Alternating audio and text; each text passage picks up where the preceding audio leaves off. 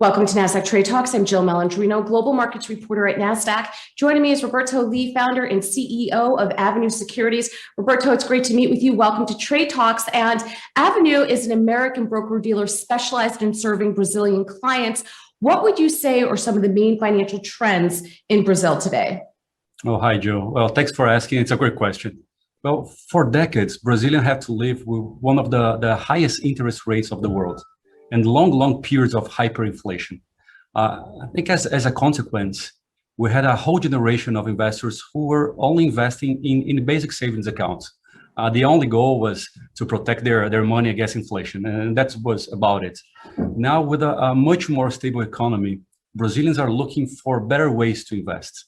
And part of this search consists on migrating their investments to local equities. And now looking ways to access the American stock market. This movement we are calling internationalization.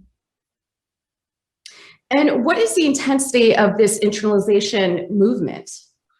It's super intense. It's super intense because although Brazil is one of the largest economies of the world and a huge country, our stock market is fairly small and has a limited capacity to provide good allocation and diversification if we restrict ourselves to only local equities.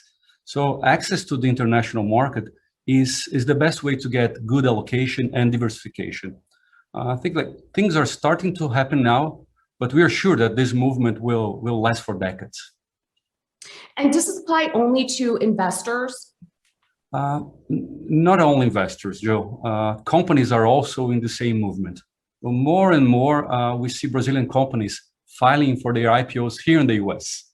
Over the past 2 years, the hottest Brazilian companies chose Nasdaq to execute their IPOs. And I think this proves that the internationalization trend is here to stay. And how is it being seen by society? With lots of excitement. Well, so historically, the Brazilian economy was always super closed. And for the first time, we are experiencing a broader connection to other economies and the benefits that comes along with it. I think that in general, Brazilians are starting to understand that by being part of the largest capital market in the world is good and gives not only great investment opportunities to our citizens, but also give to our companies access to a mature market with extreme liquidity and transparent regulatory framework. So we are happy to see that finally our country is participating in this global economy. Roberto, appreciate the insight. Thanks for joining us on Trade Talks. And thanks for joining me. I'm Jill Malandrino, Global Markets Reporter at Nasdaq.